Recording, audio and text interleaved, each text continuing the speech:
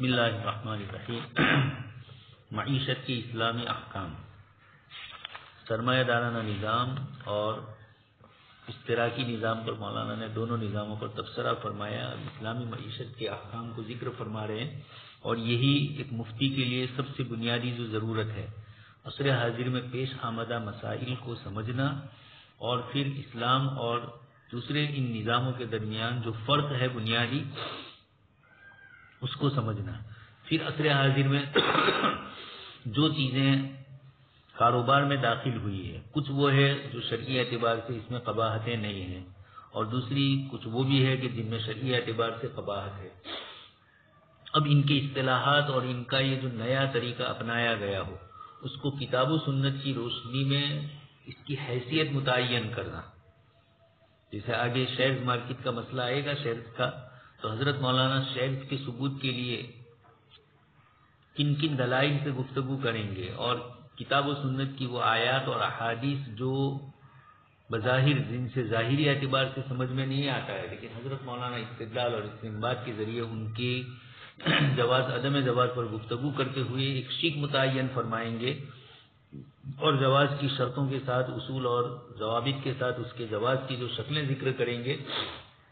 یہ وہ چیزیں ہیں جو ایک مجتہد، اور ایک ابھی آپ تقلید کی بحث اور اجتہاد کی بحث میں سن چکے ہیں، متبحر فی العلم، متبحر فی الفتیہ۔ یہ اس طرح کی چیزیں ان حضرات کو اللہ تبارک تعالیٰ نے برسوں کی محنت کے بعد مختلف علوم و فنون کے جمع کرنے کے ساتھ، دینی دنیاوی اور پھر دینی امور میں بھی صلابت کے ساتھ اور پختگی کے ساتھ ان علوم کی جب آدمی محنت مطالعہ کرتا ہے تو اللہ پاک کی طرف سے توفیق ملتی ہے۔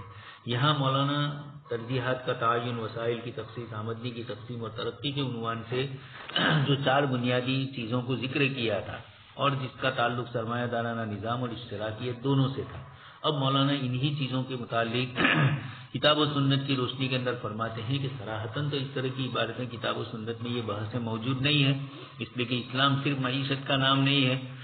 معیشت اسلامی پورے نظام کا ایک جز ہے، اگرچہ بڑا جز ہے، اور اسی لیے معاملات اور معاشرات کے مسائل، خاص کر کے معاملات کے مسائل، کتاب اللہ نے بھی بہت تفصیل سے ذکر کیے، اور احادیث مبارکہ میں بھی لین دین کے مسائل، بیوع کے مسائل، اس لیے کہ روزمرہ انسانی ضروریات ہے۔ معاشرتی زندگی روزمرہ تو ہے، لیکن نکاح وغیرہ کا جو مسئلہ ہوتا ہے، زندگی میں ایک مرتبہ دو مرتبہ اس طرح کے واقعات ہوتے ہیں، پھر اس کے بعد زندگی اپنی ڈگر پر چلتی ہے، پھر دونوں کے حقوق کا مسئلہ آتا ہے، تو حقوق کو بہت تفصیل سے میاں بیوی کے اور دوسرے رشتہ داروں کے کتاب اللہ نے ذکر کیا۔ تو یہاں پر بازار میں سرمایہ دارانہ نظام نے جو یہ کہا کہ طلب و رسد کا نظام یہی سب کچھ چلاتا ہے، فطری ہو تو حضرت مولانا ایک آیت پیش کرتے ہیں، نحن قسمنا بینہم معیشتہم فی الحیات الدنیا۔ اس آیت کے ذریعے اللہ تبارک تعالیٰ نے یہ بتلا دیا کہ دنیاوی زندگی کے اندر ہر ایک کو ایک دوسرے کی ضرورت پڑتی ہے، بڑے سے بڑا مالدار ہو، اس کو اپنے گھر کی کسی ضرورت کے لیے چھوٹے سے چھوٹے ملازم اور مزدور کی ضرورت پڑے گی۔ یہ پوری انسانی زندگی کا اللہ پاک نے اس طرح رکھا ہے۔ ایک آدمی کے پاس روپیہ پیسہ ہے اور مکانات ہے، رہنے کے لیے ایک ہی مکان ہوتا ہے، اب وہ اپنے مکان کرائے پر دے گا، اس کو آمدنی حاصل کرنی ہے۔ سامنے ایک آدمی ہے جس کے پاس روپیہ پیسہ اتنا نہیں ہے کہ مکان بنا سکے، تو وہ بیچارہ کرائے پر مکان لیتا ہے، مشینریاں کرائے پر لیتے ہیں، گاڑیاں کرائے پر لیتے ہیں، یہ اس طرح کی چیزیں۔ تو یہ اللہ تبارک تعالیٰ نے ایک نظام بتلایا کہ دنیا کے اندر ہم نے یہ نظام باقی رکھا ہے۔ حضرت مولانا اس سے استدلال کرتے ہیں نیچے، ظاہر ہے کہ ایک دوسرے سے کام اس طرح لیا جائے گا کہ کام لینے والا کام کی طلب اور کام دینے والا کام کی رسد ہے۔ بہت اچھے انداز میں مولانا نے اس کی تشریح کی۔ ایک آدمی کو مکان کی ضرورت ہے، دوسرے کو پیسوں کی ضرورت ہے، تو اب دیکھا جائے گا کہ جن علاقوں کے اندر مکانات زیادہ خالی پڑے ہوں گے، لوگ لینے والے نہیں ہوں گے، وہاں کوئی لینے جائے گا تو اس کو تھوڑا سستا مل سکے گا کرائے پر، اور جن علاقوں کے اندر مکانات یا جن جگہوں پر کرایہ، یعنی وہ ایسی جگہیں انڈسٹریز کا ایریا ہے یا اسکول کالج وغیرہ کے علاقے ہیں، تو وہاں پر والی یہ چاہتے ہیں کہ قریب ہی میں اپنا مکان ہو، تو اب یقینی بات ہے کہ وہاں کا کرایہ بڑھ جائے گا اس اعتبار سے۔ تو یہ دونوں چیزیں، کرایہ دینے والے، لینے والے، طلب و رسد کی بنیاد پر کبھی کرایہ زیادہ ہوگا، کبھی کرایہ کم ہوگا۔ لینے والے زیادہ ہے تو یقینی بات ہے کہ زیادہ ہوگا، اور دینے والے زیادہ ہے، مکان کرائے پر دینے والے آجر زیادہ ہے، تو یقینی بات ہے کہ اس کا فرق پڑے گا۔ اس طرح آپ صلی اللہ علیہ وسلم کے زمانے میں جب دیہاتی اپنی پیداوار شہر میں فروخت کرنے کے لیے لاتا تو بعض شہری لوگ اس دیہاتی سے کہتے کہ تم اپنا مال خود لے جا کر شہر میں مت بیچو بلکہ مجھے دے دو، میں مناسب وقت پر اس کو فروخت کر دوں گا تاکہ تم کو اس کی قیمت ملے، تم کو نہیں ملے گی، سامنے والا جانتا ہے کہ شام تک میں اس کو گھر واپس جانا ہے، اس لیے کسی نہ کسی قیمت پر بیچ کر چلا جائے گا، تو تمہیں بازار والے بیچنے بھی نہیں دیں گے اور قیمت بھی صحیح طریقے سے نہیں کرنے دیں گے۔ آپ صلی اللہ علیہ وسلم نے شہریوں کو ایسا کرنے سے روکا اور اس کے ساتھ یہ فرمایا الناس، لوگوں کو چھوڑ دو، یرزق اللہ بعضهم عن بعض، اللہ تبارک تعالیٰ رزق دیتے ہیں ان میں سے بعض کو بعض سے، کون کس کے لیے ذریعہ بنتا ہے، کون کس کے لیے کیا حال ہوتا ہے۔ ایک آدمی کو کسی چیز کی ضرورت اچانک ہو گئی، بیماری ہے یا اور کوئی چیز ہے، ڈاکٹر نے کہی تو وہ کتنی مہنگی خرید لے گا، سامنے والے کو چیزیں پڑی ہے، کوئی خریدنے والا نہیں ہے تو بیچارے کو نقصان ہو رہا ہے، وہ سستی بیچ کر جائے گا۔ تو آپ صلی اللہ علیہ وسلم نے فرمایا کہ یہ جو شہری لوگ کسی دیہاتی کے متعلق یہ سوچے کہ اس کو بیچارے کو کم قیمت ملے گی اور میں بیچوں تو اس کو زیادہ ملے کچھ روپیہ، آپ صلی اللہ علیہ وسلم نے فرمایا کہ یہ تمہیں نہیں کرنا ہے، یہ اللہ پاک کی طرف سے ایک نظام ہے مارکیٹ کا، کس کو کس وقت روزی مل جائے، کس طرح مل جائے یہ ہم نہیں جانتے۔ اسی طرح آپ صلی اللہ علیہ وسلم نے بیچنے اور خریدنے والے کے درمیان تیسرے شخص کی مداخلت کو اس لیے مسترد فرمایا کہ بازار میں طلب و رسد کا صحیح توازن قائم رہے۔ یہ بھی بہت دور سے مولانا لے آئے، رات دن ایسا ہوتا ہے کہ بیچ والا آدمی طلب و رسد کے نظام کو گڑبڑ کرنا چاہتا ہے، اب بظاہر یہ محسوس ہو رہا ہے کہ یہ شہری ہے، وہ دیہاتی کو فائدہ کروا رہا ہے، لیکن وہ ایک کے فائدے کے لیے کتنے دوسرے شہر کے لوگوں کو چیز مہنگی بیچ رہا ہے، یعنی وہ جتنے دام میں بیچ رہا ہے اس سے زیادہ دام میں یہ بیچے گا، تو ان کے لیے یہ کلفت ہے۔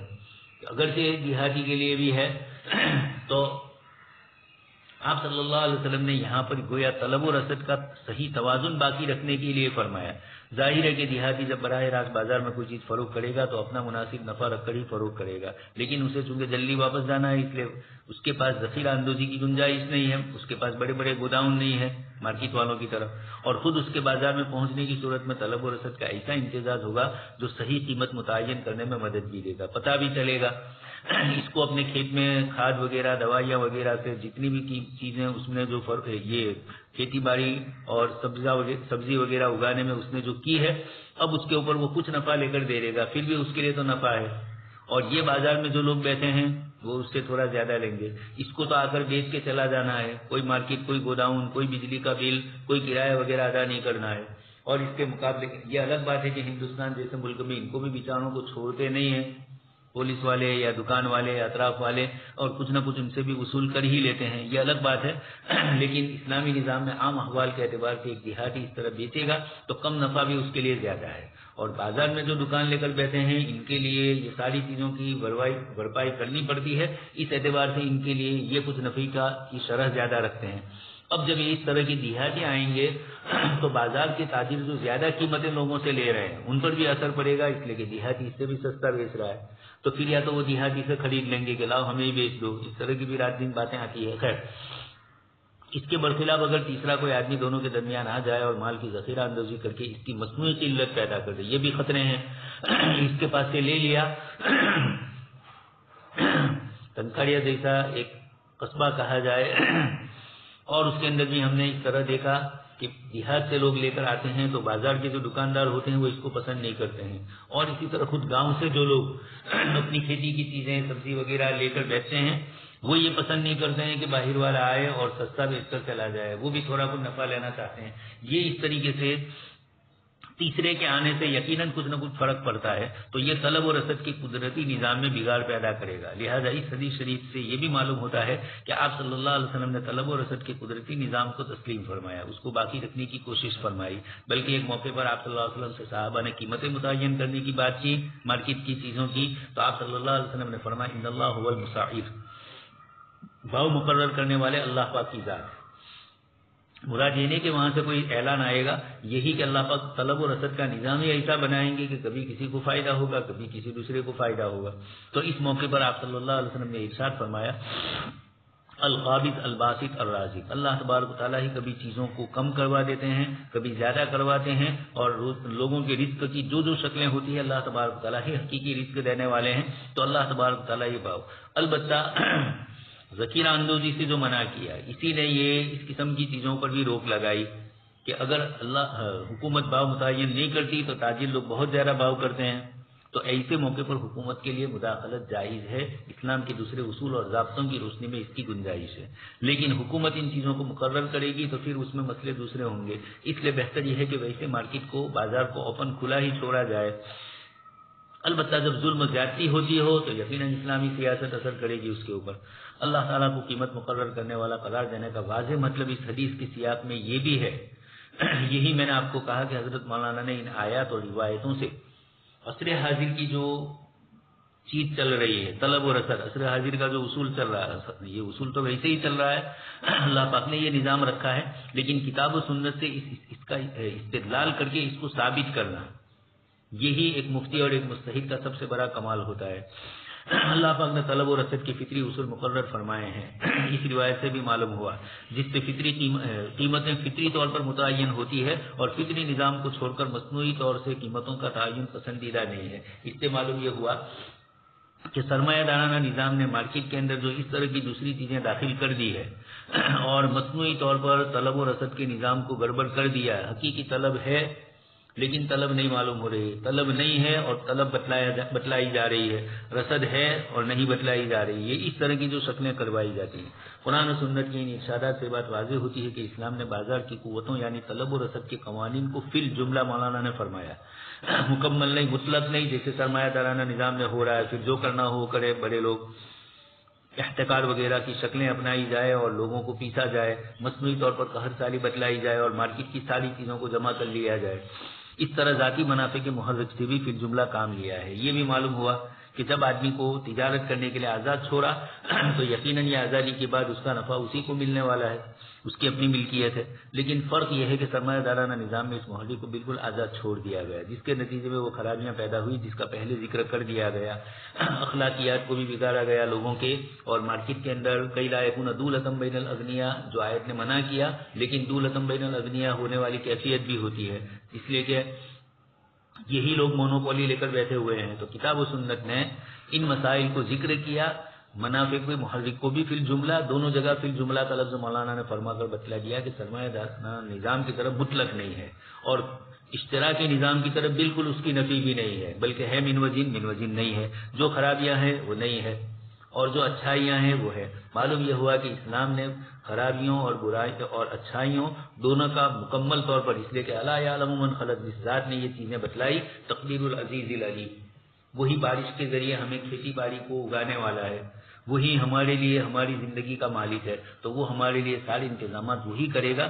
ہمیں اس کی بات کبھی، اس کے یہ اعمال اور اس کی یہ فطری نظام کی چیزوں میں کبھی ہمیں سمجھ میں نہ آئے، ہم اپنے منافع کو دیکھتے ہیں اور اللہ تبارک و تعالیٰ اپنی ساری مخلوقات کے نفع کو مد نظر رکھتے ہوئے کسی معاملے کو طے فرماتے ہیں، وہاں کے جو فیصلے اور وہاں کی طرف سے جو اللہ پاک کی طرف سے جو ججمنٹ ہوتے ہیں، ہمیں تو اپنے ہی مفاد نظر آتے ہیں، بارش زیادہ ہو بارش کم ہو، ہم اپنے مفاد کے پیش نظر ان چیزوں کو سمجھتے ہیں، اور دوسرے کتنے لوگوں کا فائدہ ہو رہا ہے، کتنے لوگوں کا نقصان ہو رہا ہے، یہ ہمیں سمجھ میں نہیں آئے گا، ہر چیز کے اندر یہ ہے۔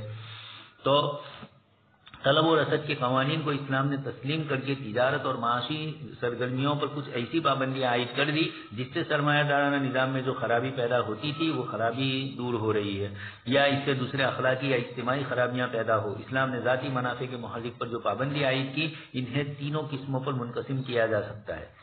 یہ تین آگے بتلانے، ایک تو خدائی پابندی، ایک تو کتاب و سنت کے اصول اور ضابطے کے ذریعے بتلا دیا کہ سود، قمار، سٹہ، اقتناص، احتکار، ذخیرہ اندوزی اور دوسری تمام ہوئی باطلہ کو کلی طور پر ناجائز قرار دے دیا گیا، کیونکہ یہ چیزیں عموماً اجارہ داریوں کے قیام کا ذریعہ بنتی ہے۔ جب آپ عصر حاضر کی تجارت کے اندر گہرائی سے دیکھیں گے تو سرمایہ دارانہ نظام نے انہی چیزوں سے فائدہ اٹھایا ہے، سود سے، قمار، سٹہ۔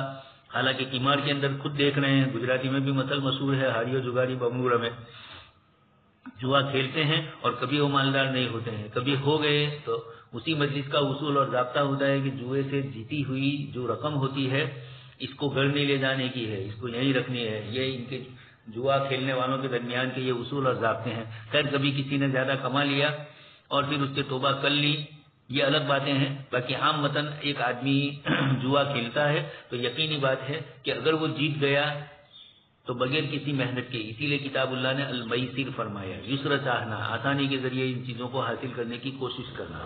تو इन तमाम चीज़ों से शरीयत मुतहरा ने रोका। खुदाई पाबंदियों ने ही इन चीज़ों पर ही अगर अमल हो असर हाजिर में भी, तो चाहे इस्लामी निज़ाम मईशत पर ये लोग अमल न करें, लेकिन ये चंद चीज़ें जो समझ में आ रही है, सूद पहले समझ में नहीं आ रहा था, लेकिन उसने भी बतला दिया। असर हाजिर में 2008 का जो क्राइसिस आया, मॉर्गेज क्राइसिस ही इसको बोलते हैं, इसने इनके लिए इन चीज़ों को बतला दिया।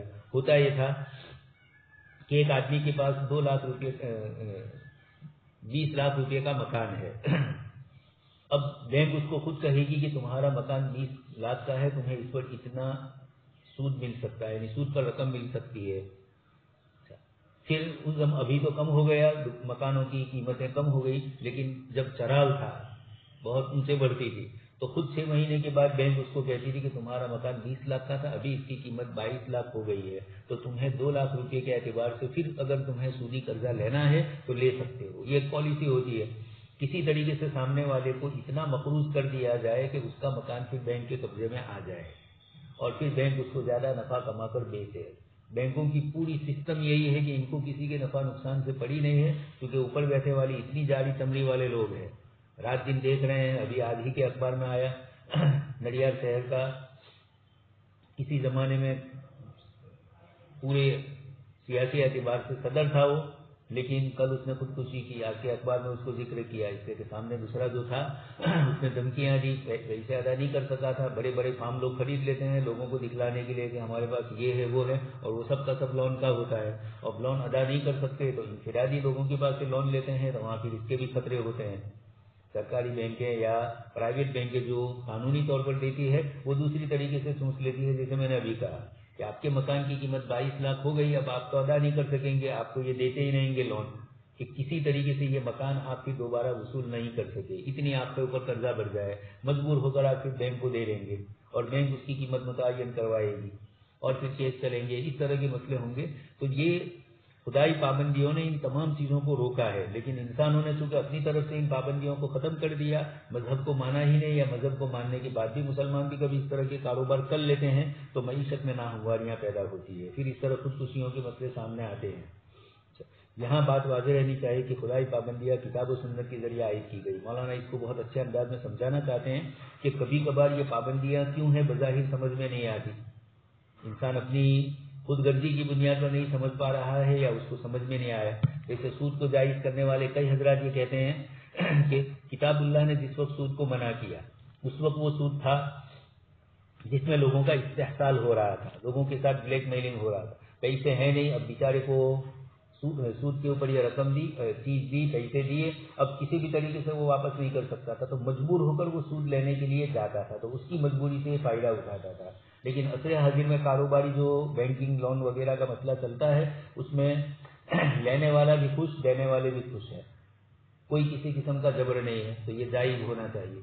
हज़रत मौलाना ने किसी एक जगह पर इस पर बहुत तफसीली बहस की है, जवाहिरुल फिक़ह में भी आपने जिक्र किया, वालिद मोहतरम ने जो सूद के सिलसिले की रिवायतें और आयतें पेश की है, उसी के ज़िम्मे में हज़रत मौलाना ने भी बहुत तफसीली तौर पर उस चीज़ को जिक्र किया और बतलाया कि नताइज के एतबार से दोनों एक ही है, असर हाजिर की बैंकें, और इसका नतीजा 2008 में लोगों के सामने जाहिर हो गया, जब इतना कसरत से लोगों ने बैंकों से लोन ली, सूद के ऊपर कर्जा लिया और फिर उसके बाद उसको बेतहाशा खर्च करने लगे, और अचानक चीज़ों पर फिर कमी हो गई, बिकनी बंद हो गई, अचानक उनकी कीमतें कम हो गई या उसी जगह पर बरकरार रही, स्थिर बोलते हैं गुजराती में, वो इस तरीके की हो गई, तो अब आपकी इस चीज़ की कीमत तो मकान की बढ़ने वाली नहीं है।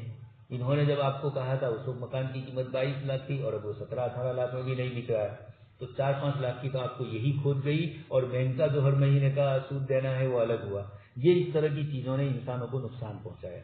इसलिए जिन लोगों ने सूद के मुतालिक ये कहा, एक साहब हमारे दूर के रिश्तेदार है और वो बड़ी उम्र के थे, अभी इंतकाल हुआ, बैंक में बरसों मैनेजर रहे, तो एक दिन उन्होंने किसी को कहा कि सूद के बगैर तो बैंकें चल ही नहीं सकती है, तो फिर हमने गुजराती बुक उनको पहुंचाई। शुरू में तो कुछ एतराज़ किए, तो जब उसी लाइन में रहे थे, कहा ये ऐसा नहीं हो सकता। मैंने कहा ऐसा हो सकता है, आप मलेशिया और इंडोनेशिया की बैंकों से रब्ता कीजिए, और बरसों आप बैंक में रहे हैं, तो आप उनसे अच्छी तरह समझ सकते हैं कि ये हजरात बैंक कैसे चलाते हैं और 14%, 15% नफा जो देते हैं वो किस तरीके से देते हैं। बैंक के जबकि इतना सूद नहीं देती है, 2, 4, 5%, अब तो और भी कम हो गया, इतना ही सूद देती है। उसके मुकाबले में इस्लामी कंपनियां हलाल तरीके से कारोबार करने वाले, इस्लामी उसूल और ज़ाब्तों में कुछ सुस्ती के साथ भी रहने वाले, तब भी वो ये दे रहे हैं। तो अगर सही तरीके से वो मुजारबा और मुशारका हो, तो एक साहब ने मुझे, जो इस लाइन के माहिर थे, जब बरकत बैंक वाले यहाँ आए थे भरूच में और किसी तरीके से लोगों को इसमें शामिल करना चाह रहे थे इस्लामी मुजारबा मुशारका के अंदाज में, तो उस मौके पर इन्होंने पूरी थ्योरी पढ़ी। उसके बाद मुझे कहा कि मौलाना कम से कम 30% नफा हो सकता है पूरे साल में। 100 रुपये पर आपको 30 रुपया नफा मिल सकता है। ये कंपनी सारा कुछ खर्चा निकालने के बाद भी आपको इतना दे सकती है। इसलिए कि जब मुनाफे के ऊपर है तो यकीनी बात है कि कंपनी भी ज्यादा से ज्यादा काम करेगी और आप भी ज्यादा से ज्यादा, जो आदमी उसमें लगा होगा वो भी जानता है कि मुझे 30% नफा मिलने वाला है। कंपनी वाले जानते हैं कि 70% मुकम्मल हमें बगैर किसी सूदी निजाम के ले लेना है और बगैर किसी टैक्स के हमारे साथ इस मसले का हल होगा। खैर, तो खुदाई पाबंदी पर मौलाना ये कह रहे हैं कि इंसानों की समझ में कभी कुछ चीजें नहीं आती है या समझ में आकर भी इंसान करता है, तो अल्लाह पाक ने यहाँ उसूल और ज़ाब्ते में कोई चीजें जिक्र नहीं की। ये बतला दिया कि अल्लाह ने हराम किया, बस उसके बाद खत्म हो गया लेना देना हराम सूद का। इन पाबंदियों को महज अक्ल इंसानी के हवाले किया जाता तो इम्कान था कि लोग इन पाबंदियों को अपनी अक्ल की रोशनी में नामुनासिब करार देकर, जैसे असर हाजिर में हो रहा है, सूदी निज़ाम चलाते हैं और उसके ऊपर दलीलें भी करते हैं कि ये है। चूंकि अल्लाह तबारक तआला के इल्म में ये पाबंदियां हर जमाने और हर जगह के लिए जरूरी थी, इसलिए इनको वही के जरिए अबदी हैसियत दे दी। ये भी बहुत उसूली चीज मौलाना जिक्र फरमाते हैं। इस्लामी कानून में कुछ कानून वो होते हैं, इस्लामी कानून की जितनी भी दूसरी ज़िम्नी चीजें हैं, जैसे बे है, इसके अंदर भी शरीयत मुतहरा ने कुछ कानून उसूली तौर पर, अबदी तौर पर कुछ चीजों को हराम फरमाया है। सूद किसी भी शक्ल में, सट्टाबाजी कोई भी नई नई शक्ल लेकर आए मुहज्जब अंदाज की, लेकिन वो सूद ही होगा, नाजायज ही होगा। सत्ता कुछ भी शक्लें बदल कर आए लेकिन वो सत्ता ही कहा जाएगा। ये इस तरह की चीजें जो शरीयत मुतहरा ने हराम फरमाई, इस्लाम के कुछ उसूल अबदी है। अल्लाह पाक ने उसी ने मखलूक को पैदा किया, वही हमारे जज्बात और ख्यालात और हमारी बदमाशियों को जानते हैं। तो कुछ चीज़ों को अबदी तौर पर हराम फरमा दिया और कुछ चीज़ों को हराम नहीं फरमाया, लेकिन शर्तें उसमें जो नाजायज होती है उनको जिक्र किया। तो एक है बे बातिल और एक है बे फासिद। ये फर्क भी फुक़हा किराम ने इसी बुनियाद पर किया है। आगे ये बहस आएगी मकासिद शरीयत में। यहाँ ये बात वाज़ेह होती है कि यह खुदाई पाबंदियाँ किताब सुन्नत ने आयत की है, बहर सूरत वाजिबुल अमल है। इंसानी अकल का कोई दखल नहीं, इसलिए कोई तावीलात करने की गुंजाइश नहीं होगी। जैसा पीछे अर्ज किया गया, मौजूदा दौर में बेशतर सरमायादाराना ममालिक की ज़ाती मुनाफे के मुहर्रिक पर कुछ न कुछ पाबंदियाँ आयद करते हैं। जब हुकूमतें करती है तो इंसान अपनी महदूद सोच और महदूद अकल की बुनियाद पर, वमा ऊतीतुम मिनल इल्मि इल्ला कलीला की बुनियाद के ऊपर वो ये कर रहा है, तो अहकमुल हाकिमीन के फैसले तो यकीनी बात है उसके लिए माजी हाल मुस्तकबिल कुछ नहीं है, सभी उसके लिए बराबर है। दूसरा है पाबंदियों की दूसरी शक्ल रियासती पाबंदियाँ। इस्लामी हुकूमत है तो वो भी कुछ पाबंदियाँ आयद कर सकती है। इसी तरह असर हाजिर की जो हुकूमतें हैं वो भी कुछ चीज़ों पर पाबंदियाँ आयद कर सकती है। जैसे मौलाना ने सादी मिसाल देकर समझाया, जब हैजे की वबा फूट रही हो तो हुकूमत ये पाबंदी लगा सकती है कि खरबूजे की खरीदो फरोख्त और उसका खाना ममनू है। खाने पीने की वो चीज़ें जो गड़बड़, इसीलिए तो सैनेटरी का मुस्तकिल हुकूमत का शोबा होता है। दुकानों पर जाते हैं और दूसरी जगह पर जाते हैं और वहाँ पर जो कुछ भी इस तरह की चीज़ें होती है तो उसके ऊपर रोक लगा देते हैं, सामने वाले को इसके ऊपर जुर्माना आयद किया जाता है। ऐसा इंस्पेक्टर, सैनिटरी इंस्पेक्टर ये सब यही करते हैं। तो इस बुनियाद के ऊपर एक चीज़ जायज़ है लेकिन वो नुकसान का जरिया बन रही है तो उस पर रोका गया।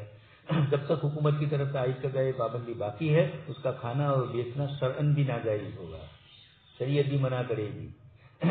इस तरह उसूल फिक़ह में सद्दे ज़राए के नाम से एक मुस्तकिल बाब है, आप पढ़ ही चुके हैं। एक चीज़ फी नफ्सी ही जायज़ होती है लेकिन किसी आरिफ की वजह से अदम जवाज़ आता है। यहाँ पर भी इस तरह की कई मिसालें तिजारत के अंदर भी होती है। हुकूमत खुद पाबंदी लगा देती है, हुकूमत जानती है कि इससे नुकसान होगा।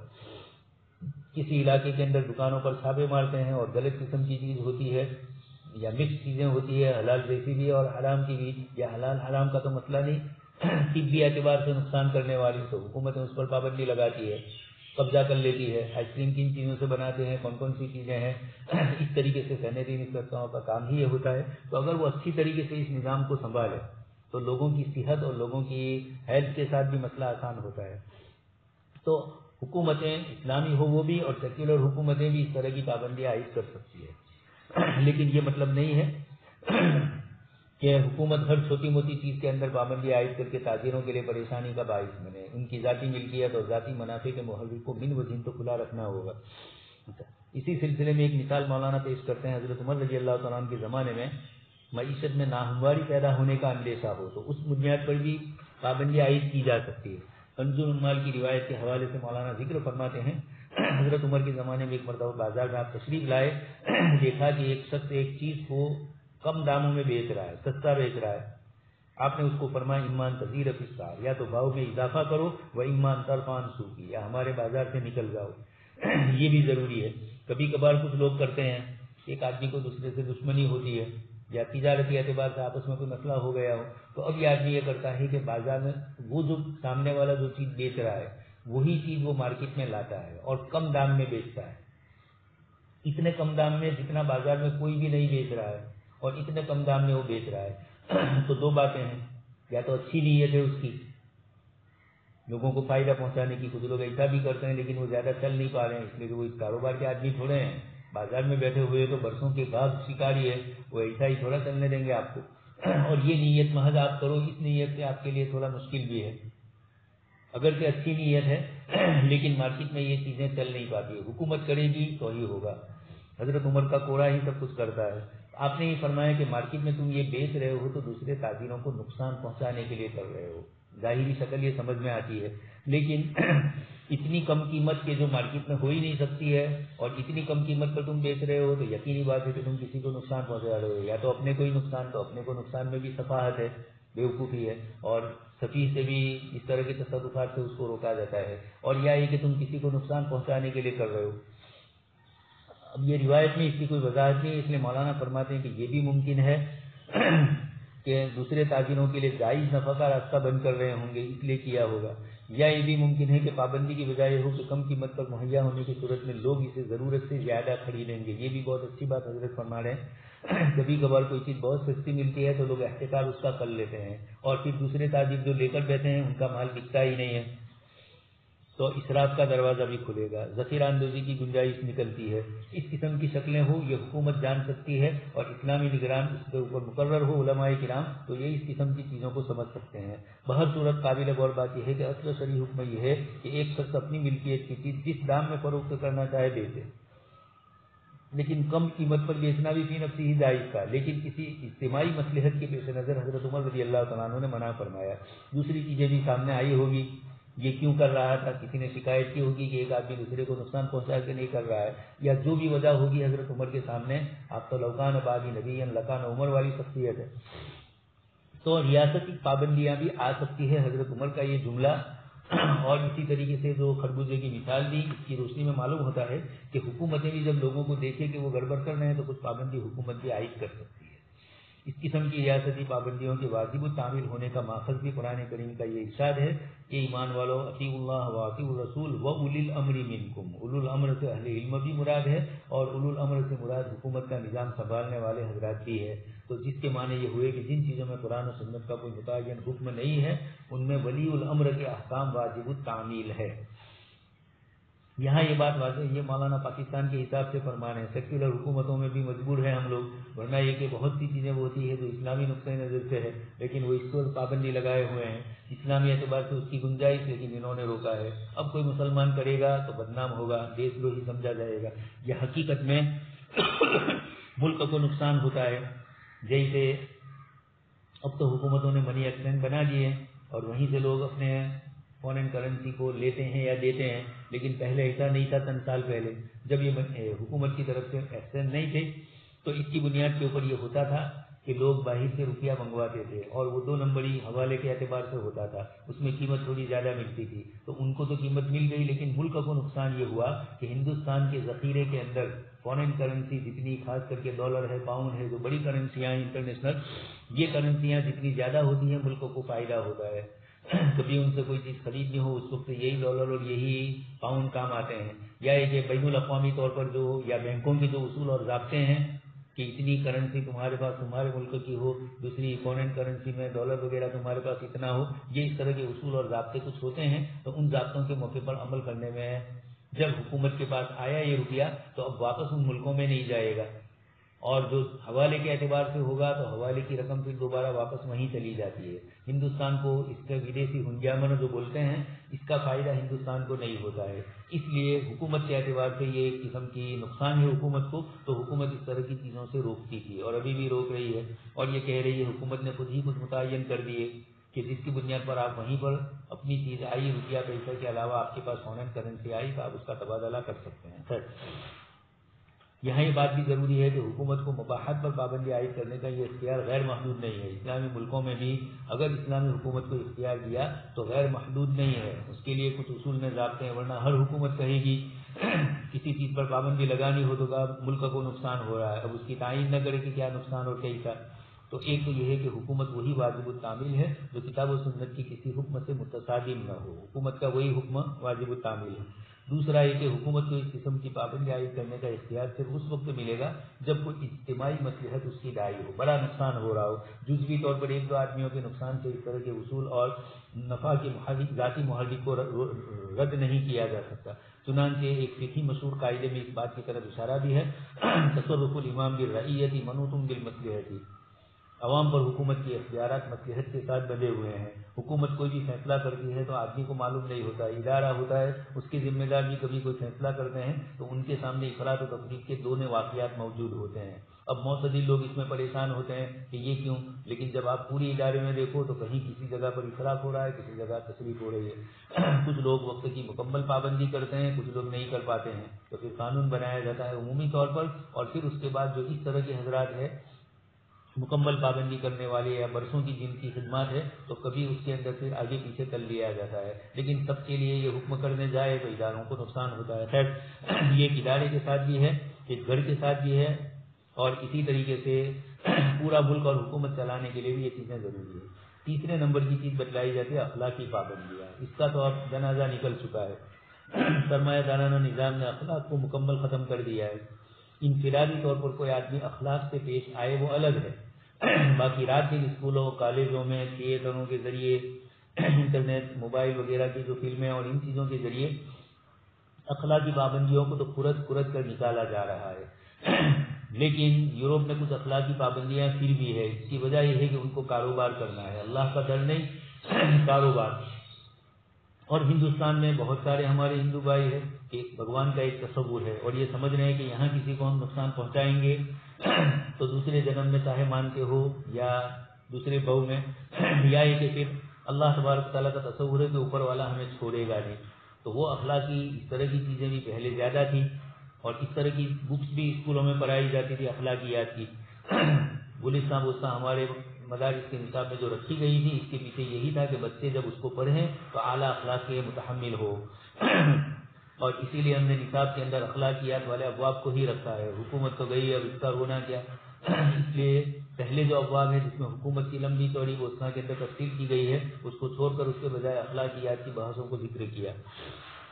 تو اسلام صحت معنوں میں کسی معاشی نظام کا نام نہیں بلکہ ایک دین کا نام ہے. اس دین کی تعلیمات اور احکام زندگی کے دوسرے شعبوں کی طرح معیشت کے متعلق بھی کچھ ضرور اصول ہے, لیکن اس دین کی تعلیمات میں یہ بات قدم قدم پر واضح ہے کہ یہ دنیا کی زندگی حقیقی زندگی نہیں ہے. اس کے بعد ایک لمبی چوڑی زندگی آنے والی ہے اور دنیا میں جو کچھ کیا اس کا حساب و کتاب دینا ہے. جب یہ تصور ہوگا تو این اللہ آپ سن ہی چکے ہیں.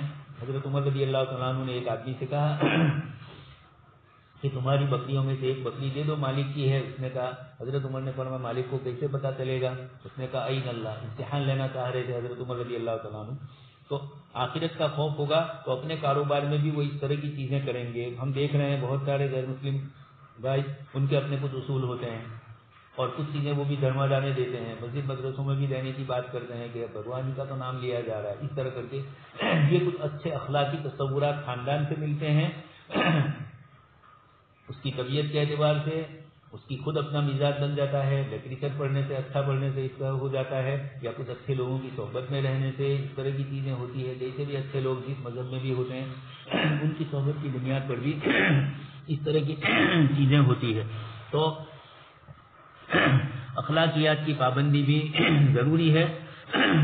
حکومت اخلاقی پابندی لگائے. اسلامی نظام میں تو پورے اخلاقیات ہے. جیسے بہت سے لوگ کبھی پوچھتے ہیں کہ مولانا نفع کی کیا مقدار ہے اسلام میں, اب عام متن یہی ہم کہتے ہیں کہ اسلام میں نفع کے سلسلے میں کوئی ضابطہ نہیں ہے، آپ کو جتنا نفع لینا ہو، تو اس کا یہ مطلب تو نہیں ہے کہ آپ ایسے علاقے کے اندر چیز بیچ رہے ہیں جہاں بیچارے لوگ غریب ہیں۔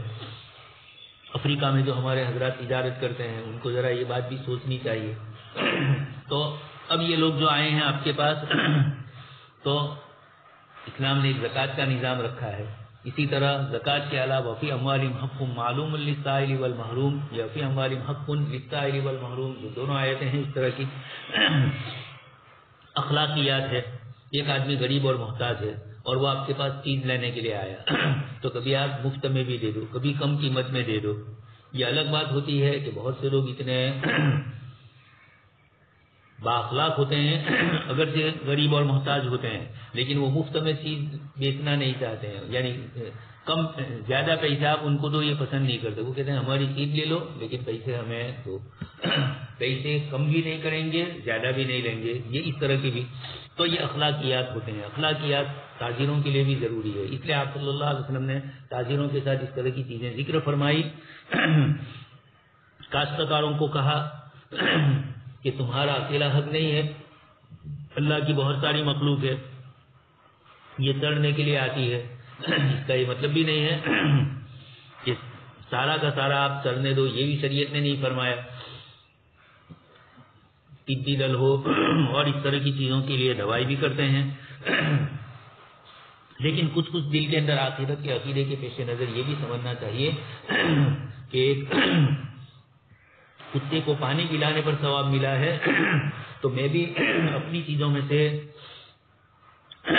کچھ غریب لوگوں کو کم دام کے اندر دے دوں، 10% ان کے لیے آپ کمی کر دو، اس طرح کی شکلیں کرو، تو یہ بھی چیزیں ہوتی ہے کہ جس کے اندر یہ۔ تو خیر مولانا نے فرمایا کہ اسلام کی تجارت کے جو اصول اور ضابطے ہیں، اسلام نے یہ چند بنیادی چیزیں حضرت مولانا نے ذکر فرمائی کہ اس طریقے سے اسلامی حکومت خدائی پابندی، ریاستی پابندی اور اخلاقی پابندی، ان تین کی روشنی کے اندر طلب و رسد کے نظام کو، اور اشتراکیت میں کچھ چیزیں جو اچھی ہے لیکن وہ اکیلی چند چیزیں اچھی ہے باقی بہت ساری خراب ہے، اس لیے نتیجہ ارذل کے تابع ہوتا ہے۔ سرمایہ دارانہ نظام میں بھی ایسا ہوتا ہے۔ اسلام نے ان دونوں کی رعایت کرتے ہوئے اصول ذکر فرمائے۔ آگے مولانا نے دوسرا عنوان قائم کیا ہے، مختلف نظام ہائے معیشت میں دولت کی پیدائش اور تقسیم۔ جب یہ لوگ زندگی کا سارا مقصد انہوں نے اقتصادیات ہی کو سمجھ لیا، روزی روزگار کو ہی سمجھ لیا، حکومتوں نے بھی یہ سمجھا اور بڑے بڑے بلڈروں نے بھی یہی سمجھا، تاجروں نے بھی یہی سمجھا، پوری دنیا میں کھانا پینا اس کے علاوہ کوئی زندگی کا مقصد نہیں، یہ سمجھا، تو اسی میں ان کی محنت ہوئی، تو معیشت کی مختلف قسمیں، مختلف شکلیں انہوں نے نکالی۔ اسلام نے کاروبار کی مختلف شکلیں بہت ساری، ہمارے یہاں بھی ذکر ہے، بے کی مختلف تقسیمات ہے، اس میں نہیں ہے بلکہ تقسیمات ہے جو آپ ہدایہ کے شروع میں پڑھ چکے ہوں گے۔ حضرت مولانا خالد سیف اللہ صاحب دامت برکاتہم نے قاموس الفقہ کے اندر بے کا لفظ آیا، وہاں اس طرح کی تفصیلات ذکر فرمائی ہے۔ حضرت مولانا عبدالرشید حضرت مولانا احسن الفتاوی میں حضرت مولانا نے اس میں بھی بہت ساری چیزیں حضرت مولانا نے ذکر فرمائی ہے احسن الفتاوی میں، اور اس طریقے سے ہدایہ کی شرح ہے جو دارالعلوم کراچی میں مفتی حضرت مفتی شفیع صاحب کے بعد جو دوسرے بڑے مفتی صاحب تھے حضرت مولانا ولی حسن تونکی رحمۃ اللہ علیہ، پاکستان سے چھپی ہے ہدایہ کی کتاب البیوع کی تھوڑی کچھ تشریح، تو اس کے اندر ایک جلد کے اندر انہوں نے بھی اس کو ذکر کیا اور ان ساری تقسیمات کو مولانا نے بہت اچھے انداز میں سمجھایا۔ حضرت مولانا تقی عثمانی صاحب دامت برکاتہم نے اس وقت جو کتاب شفل البیوع لکھی اس میں بھی آپ نے مختلف طریقوں سے اس کو تقسیم کر کے سمجھایا ہے۔ عصر حاضر میں بھی کچھ دوسری بھی شکلیں نکلی ہے، تو حضرت مولانا کی کتاب بڑی جامع معنی ہے، تو اس کے اندر بھی ذکر کیا۔ تو یوروپ کے اندر تو نظام ہائے معیشت میں ان کے یہاں عبادات، معاملات، شریعت وغیرہ کو کوئی چیز کو دخل نہیں ہے کسی چیز میں، بل وہی وما هذه الحیات الدنیا نموت ونحیا والے لوگ ہیں، تو ان کے یہاں رات دن یہ چیزیں چلتی ہے۔ اب کوئی آدمی جب اسلامی نظام معیشت کو، اکونومک کو پوچھنا چاہتا ہے تو اس موقع پر اس کے ذہن میں بھی اسی انداز کے سوال آتے ہیں، خاص کر کے دنیاوی تعلیم یافتہ حضرات وہ کبھی پوچھتے ہیں کہ مولانا اسلام نے اس طریقے سے یہ چیزیں کس طرح پیش کی ہے، تو اس بنیاد کے اوپر حضرت مولانا پہلے ان دونوں نظاموں میں دولت کی پیدائش اور تقسیم وغیرہ کی بنیاد کے اوپر 4 تقسیمات کرتے ہیں، اسی کو فرما رہے ہیں۔ اب تک جو بحث کی گئی وہ معیشت کے بارے میں بنیادی نظریاتی بحث تھی، اب میں مختصراً اس موضوع پر گفتگو کرنا چاہتا ہوں کہ مختلف نظام ہائے معیشت نے جو بنیادی نظریات پیچھے بیان کیے گئے، ان پر عمل کرنے کے لیے ہر نظام معیشت نے کیا طریقے کا اختیار کیا ہے۔ حاصل یہ نکلا کہ پہلے تو مولانا نے تھیوریکل یہ چیزیں بتلائی، ان کے یہاں سرمایہ دارانہ نظام میں کیا ہوتا ہے اور کمیونزم نظام میں۔ اب یہ لوگ جب مارکیٹ کے اندر اور پریکٹیکل دنیا کے اندر جب آتے ہیں تو ان چیزوں کو کس طریقے سے حل کرتے ہیں، تو اس طریقے کار کو نظام معیشت کا عملاً کیا طریقہ ہے اس کو سمجھانے کے لیے معیشت میں پھر 4 عنوانات کے تحت اس کو ذکر کیا جاتا ہے۔ ساری جو دنیاوی کتابیں آپ پڑھیں گے اکنامکس کی، اس کے اندر یہ 4 طریقے بتلائے جائیں گے: پیدائش دولت، تقسیم دولت، مبادلہ دولت اور صرف دولت۔ یہ 4 عنوان ہے۔ یہ دوسری دنیاوی کتب کے اندر یہ چیزیں ہوتی ہے، لیکن تھوڑی الگ الگ انتشاری طور پر۔ حضرت مولانا نے ہمیں ایک جگہ پر ان سب کو سمجھا دیا اور پھر اسی ترتیب سے آگے ان کے متعلق گفتگو کریں گے۔ جیسے پہلی 4 چیزیں بڑی بنیادی تھیں، اس طریقے سے یہ 4 چیزیں بھی ان کے یہاں بنیادی اہمیت کی حامل ہے۔ اس لیے آج کی دنیا میں جہاں سرمایہ دارانہ نظام ہی ہر جگہ پر غالب ہے، تو ہمارا مسلم اسٹوڈنٹ بھی جب پڑھے گا ان چیزوں کو تو اس کو اسی انداز سے سمجھایا جائے گا۔ اب اسلام نے کیا کہا ہے وہ بیچارے کو معلوم نہیں ہوگا۔ اب ایک عالم اور ایک مفتی کا فریضہ ہے کہ اس قسم کی جو ہمارا نیا جنریشن ہے جو اسکولوں اور کالجوں میں جاتا ہے، ان کو صرف سرمایہ دارانہ اور اشتراکی نظام ہی کا پتہ چلتا ہے، اس کا پتہ ہی نہیں چلتا ہے۔ اس پر حضرت مولانا عبداللہ کاکڑ صاحب رحمۃ اللہ علیہ کا ایک قصہ حضرت نے خود نقل کیا۔ ہم لوگ پڑھتے تھے اسی زمانے میں 12ویں کی عربی زبان کی جو کورس میں رکھا گیا تھا اسکولوں کے، اس میں 12ویں کلاس کی جو بکس ہے عربی کی وہ تیار ہو چکی تھی، اور چند پروفیسر حضرات اس کو لے کر آئے تھے ترکیسر میں حضرت مولانا کے پاس، اور اس کو آخری شکل دینی تھی، کیونکہ اس وقت مولانا محمد سورتی صاحب وزیر تھے اور وہ بابل میں حضرت مولانا سے پڑھے ہوئے ہیں۔ تو مولانا محمد سورتی صاحب نے حضرت مولانا سے کہا کہ آپ اس کو سنبھالیں، اس لیے کہ یہ ہمارا پڑھا لکھا طبقہ ہے تو بیچارہ انہی چیزوں کو جانتا ہے، اس کا تھوڑا اسلامی آنا بھی ہو جائے۔ اس اعتبار سے وہ 12ویں کی بکس لے کر آئے تھے۔ خیر مجھے جو چیز ذکر کرنی ہے اس میں ایک پروفیسر لالی والا صاحب تھے اور وہ اقتصادیات اکنامک ہی کے ماہر تھے۔ کچھ گفتگو چل رہی تھی اکنامک کی، اور حضرت مولانا نے کہا کہ اسلامی اکنامکس کا یہ اصول ہے، اسلامی اقتصادیات کا یہ طریقہ ہے۔ تو وہ مولانا کی طرف دیکھنے لگے اور پھر اس کے بعد کہنے لگے کہ حضرت مولانا کیا اسلام میں بھی اکنامکس ہے؟ مولانا نے فرمایا کہ اسلام قرآن اور حدیث جب آپ پڑھیں گے، مستقل ہمارے مصنفین نے اکنامک اور اقتصادیات کی کتابیں لکھی، اور پھر حضرت مولانا مناظر حسن گیلانی، حضرت مولانا حفظ الرحمان سہاروی رحمۃ اللہ علیہ اور دوسرے کئی حضرات لکھنے والے ہیں، ان کی کتابوں کا مولانا نے حوالہ دیا کہ یہ حضرات اس طریقے سے اسلام کے اقتصادی نظام کو بتلاتے ہیں۔ حضرت مولانا نے بھی یہاں سرمایہ دارانہ نظام میں یہ 4 شکلیں جو ہوتی ہیں دونوں میں ہوتی ہے، اشتراکی نظام میں بھی پیدائش دولت۔ اب یہ پیدائش دولت کا کیا مطلب؟ Production of wealth. مولانا اس کو سمجھا رہے ہیں، اس عنوان کے تحت ان مسائل سے بحث ہوتی ہے جو دولت کی پیداوار سے متعلق ہے، یعنی یہ بتلایا جا رہا ہے اسٹوڈنٹ کو، طالب علم کو، کہ ہر نظام معیشت کے تحت پیداوار حاصل کرنے کے کیا طریقے اختیار کیے جاتے ہیں۔ جب ملک کا بجٹ پیش ہوتا ہے تو اس موقع کے اوپر آپ دیکھیں گے، ایک مولوی کو اس کو بھی تھوڑا دیکھنا ہے کہ بجٹ کے اندر یہ بولا جاتا ہے روپیہ کہاں سے آئے گا اور کہاں خرچ ہوگا، یعنی 1 روپے کی شکل لی جاتی ہے، 100 یونٹ میں اس کو تقسیم کیا جاتا ہے ملک کی آنے والی پیداوار کو، اور پھر اس 100 میں تقسیم کرنے کے بعد کہ اتنی فلانی جگہ سے آئے گا روپیہ، اتنا فلانی جگہ سے آئے گا، یعنی حکومت کو فلاں شعبوں سے یہ رقم ملے گی، اور پھر اس کے بعد خرچ کرنا کہاں ہوتا ہے اس کو بھی ذکر کریں گے، پھر کھاد کیا ہے، کتنا بچے گا، کن کن چیزوں میں اس کو استعمال کیا جائے گا، ان سب چیزوں کو ذکر کیا جاتا ہے۔ تو پیدائش دولت یہ اس نظام کے اندر سب سے پہلے اس کو ذکر کیا جاتا ہے۔ اسلام میں پیدائش دولت ظاہری اعتبار سے اس کو ذکر کرنے کی ضرورت ہی نہیں ہے، اس لیے کہ پیدائش دولت ہر آدمی جانتا ہے انفرادی طور پر بھی کہ محنت مزدوری کرے گا، کھیت ہے تو کھیت میں محنت کرے گا، تجارت ہے تو تجارت میں کوئی ملازمت کرے گا، اور یعنی یہ چیزیں حاصل کرے گا اور پھر روپیہ آئے گا، اور گھر میں پھر کمانے کے روپیہ آیا تو اس کو خرچ کہاں کیا جائے، آیا کتنا اور جایا رہا کتنا، اس کے اعتبار سے گھر کا نظام بنایا جاتا ہے۔ ایک حکومت بھی یہی سوچتی ہے کہ حکومتوں کے پاس ٹیکس کے اعتبار سے मुख्तलिफ ज़मीनों को किराए पर देकर या और मुख्तलिफ चीज़ों की हुकूमत जानती है उसको कहाँ कहाँ से किस तरह रुपया वसूल किया जाता है। तो कुछ रुपया वो भी वसूल किया जाता है जिसका इस्लाम में तसव्वुर नहीं है, और कुछ वो है जिसका इस्लाम में तसव्वुर है, इनके यहाँ नहीं है, ज़कात वगैरह चीज़ें। तो खैर बतलाना ये है कि पैदाइश से दौलत का एक उन्वान होता है और उसके मातहत अफराद, इदारे, हुकूमत वगैरह का किरदार क्या होता है उसको जिक्र किया जाता है।